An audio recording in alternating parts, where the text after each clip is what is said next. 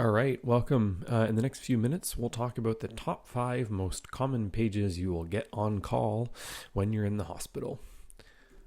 Number 1, hypoxia. All right, you have a patient who's in hospital and they newly have hypoxia.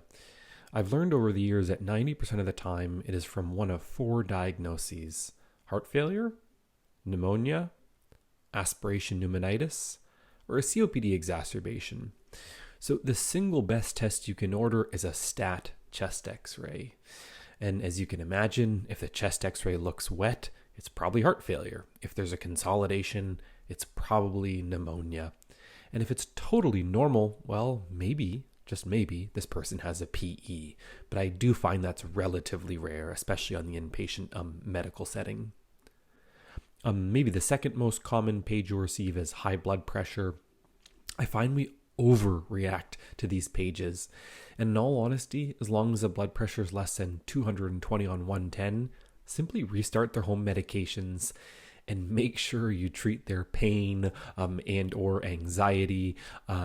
White coat hypertension is very, very real. And I find often the blood pressures we see in hospital are not representative of the patient's actual blood pressure at home. So do not overtreat inpatient hypertension.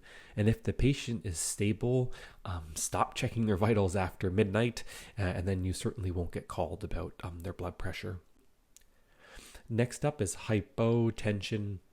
The first step is to check yesterday's vitals and see, is this truly new, or is the patient actually chronically hypotensive? If this is their baseline, I get a lot less worried. If it's new, the mnemonic I use is shock.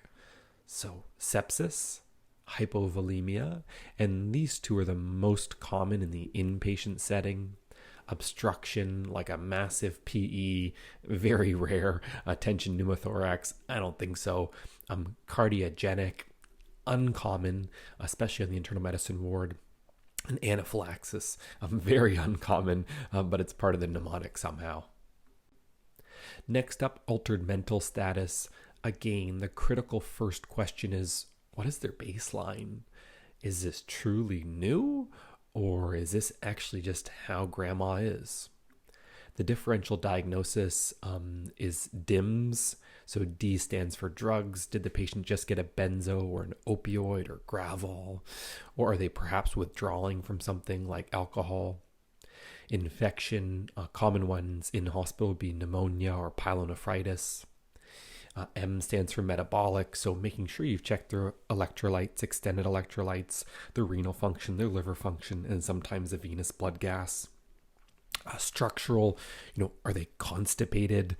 Might this be a stroke? Or are they in urinary retention? So the B's are the main structures that I think about. And then chest pain, a very common page that you'll get.